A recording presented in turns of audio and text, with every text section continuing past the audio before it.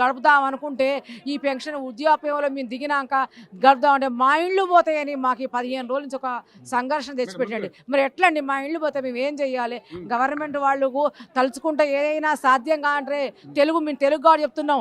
ఎంత గవర్నమెంట్ అయినా ప్రజల మనిషే కదండి. ప్రజలు తెస్తేనే గవర్నమెంట్. ఏ గవర్నమెంట్కైనా ప్రజలే కావాలి. అందులో మధ్యతరగతి కుటుంబీకులు ఇంకెక్కువ కావాలి.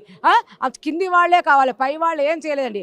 ఎంత పెద్ద సర్పమైనా కానీ చలి చీమల చేతక సర్పం ఏమైపోయింది? నేను పెద్ద సర్పాన్ని, నేను బాగా బలవంతమైన సర్పం ఉంది కానీ చలి చీమల చేతికి చెక్కింది కదా. అట్లాగే ప్రజలను ఎప్పుడూ కూడా రెచ్చగొట్టద్దు, ప్రజల తెరువుకు రావద్దు, ప్రజల ఆశయాలు దెబ్బతినద్దు. మీకు మా ఓటింగ్ కావాలి కాబట్టి మా అవసరాలు తీర్చండి. తీర్చే అవసరాలు తీర్చండి, లేకుంటే తీర్చకున్నా మంచిది. మా వద్దకు రాకండి. గవర్నమెంట్ నుంచి మనకి ఎటువంటి బెనిఫిట్స్ అవసరం లేదు కానీ ఉన్న బతుకును కూడా తీసేది. మాకు ఏ బెనిఫిట్ ఏంటి?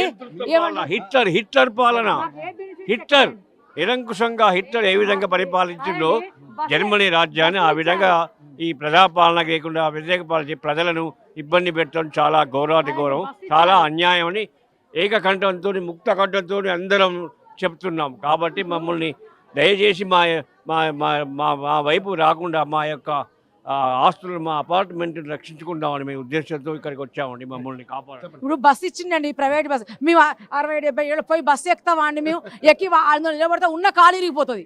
చెప్పండి, మీకు అందులో సీట్లు కూడా ఉండవు. మాకు ఎందుకండి మా ఉపయోగం? అయినా మీరు ఏమన్నా మాకు పథకాలు పెట్టలేదు మేము అనలే కదండి. అన్నామా? అనలేదు. మేము మా బతికేందో మేము బతుకుతున్నాం. అసలే కొడుకులు కోడళ్ళు చూస్తారా? ప్రపంచమే ఒక యుగంగా ఉన్నది. అట్లాంటి యుగంలో మాకు ఒక కమ్యూనిటీ ఉందండి. ఇక్కడ అందరూ కూడా ఒక పెద్ద ఏజ్ వాళ్ళం అందరం ఇక్కడ ఉన్నాం. ఆ రాముని సేవ చేసుకుంటూ బతుక్కుంటూ ఏదో గుళ్ళలో పోకుండా, గోపురాలలో పోకుండా, ఎక్కడికి పోకుండా ఇక్కడ ఏదో మేము పండగ పబ్బం మా స్థాయికి తగ్గట్టుగా మేము చేసుకొని ఒక కుటుంబంగా మేము ఉండి ఏదో తిరగాలని, సాయంత్రం పూట చల్లగాలికి బయటకు వచ్చి తిరుగుతుంటూ చేసుకుంటూ ఒక వర్గంగా మేము ఒక కుటుంబంగా తల్లిని, తండ్రిని, కుటుంబాలను, అన్నదమ్ములను అందరిని వదిలిపెట్టేసి ఇక్కడ ఉంటే ఇక్కడ కూడా మమ్మల్ని విచ్చగాడగా చేస్తే మేము ఎక్కడికి పోవాలి చెప్పండి? ఎక్కడికి పోవాలి చెప్పండి? మేము అందుకోసమే మాది వద్దు, మూసి చేసుకోండి. మేము వాసనని మీకు ఏమైనా కంప్లైంట్ ఇచ్చామా చెప్పండి? మేము మ్యూజిక్ దగ్గర ఉన్నాం. మేమేమైనా కంప్లైంట్ ఇచ్చామా? మా వస్తువులు ఖరాబ్ అవుతున్నాయని మేమని చెప్పామా? మా గిన్నెలు నల్లబడుతున్నాయని మేమేమని చెప్పామా? వస్తుందని మేమని చెప్పామా? మేము దేనికి కూడా అలా చెప్పలే కదా. అలా చెప్పనప్పుడు కూడా మా మీద పడి మీకు ఏదో స్వార్థంతో మమ్మల్ని బయటికి రప్పించడమే కానీ మా వద్దకు రావద్దు. మేము ఎప్పుడూ కూడా మీకు ఏది ఇవ్వలేదు. మేము కరెంటు బిల్లు కట్టట్లేదా, ఇంటి పనులు కట్టట్లేదా, మున్సిపల్ ఏదైనా మేము చేసుకుంటున్నాం. ఏదో మేము చిన్న ప్రాపర్టీలో మేము అందరం ఉంటున్నాం. పిల్లలు ఉన్నారు. మేము ఆ పిల్లలు ఇక్కడ లేకుండా ఇలాంటి పిల్లలందరూ కూడా ఉన్నారు కదా. ఆపద సంపద వచ్చినా ఓ రాత్రి ఇప్పుడు ఏ రోగం వచ్చింది పెద్ద ఆయన ఇప్పుడు ఈయన ఉన్నాయండి, ఈయనకు శుక్లాలు వచ్చినాయి, ఆపరేషన్ చేయించాలి, చెవి సమస్య వచ్చింది. ఇవన్నీ సమస్యలు ఇక్కడ ఉన్న వాళ్ళందరూ ఏంటంటే సార్ కదా అని, సార్ ఇట్లా అని మమ్మల్ని అర్థం చేసుకుంటారు. మాకు గ్యాసులు పెట్టుకోరాదు, మాకు ఇప్పుడు సిలిండర్ పెట్టుకోరాదు, మాకు నీళ్లు రావు, మేమేం రిపేర్లు చేసుకోలేము. ఇలాంటి యూత్ ఉన్నది కదా. ఈ యూత్ని అమ్మ రామ్మ అంటే వస్తారు. ఒక చిన్న ఉన్నది వేరే చోట్ల మేము ఎక్కడ ఉండగలుగుతామండి? మేము ఉండలేం కదా. మమ్మల్ని ఇబ్బంది పెట్టి మా ముద్దను చెడగొట్టిన వాడే అవుతాడు. ఇంతమంది ఘోష అదే అండి, అంత తప్ప ఏం లేదు.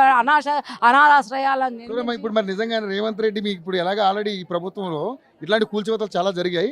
ఇప్పుడు మరి ఏంటి మరి ప్రభుత్వం మీ మాట వినకపోతే వేరే కూల్చివేతలు మాకు తెలియదండి. వాళ్ళ బాధను మాలాగా వాళ్ళు ఎంతమంది బాధపడ్డారు.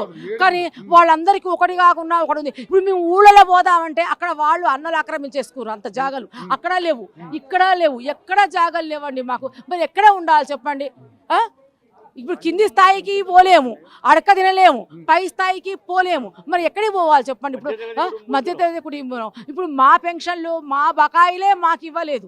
ఇప్పుడు దిగిండండి, దిగిన తర్వాత మా కరువు బత్యాలే మాకు రేట్లు చూస్తే ఇలా ఉన్నాయి. ఎట్లా బతకాలో చెప్పండి? ఇప్పుడు కంటి ఆపరేషన్ చేయించాలంటే ఒక 50 నుంచి 60 వేలు కావాలి. మాకు సేవ చేసేటోళ్ళు కావాలి. దాని తర్వాత డ్రాప్స్, ఒక గ్లాకోమా కంటికి డ్రాప్స్కి ఒక డ్రాప్స్ 450 రూపాయలు. అట్లా నెలకు 4-5 డ్రాప్సులు కావాలి. పంటి సమస్యలు, కంటి ఎన్ని ఉన్నాయి. ఈ సమస్యలు కాక మా కొత్త సమస్య పెడితే మేము ఎట్లా ఉండాలి? ఈ మధ్య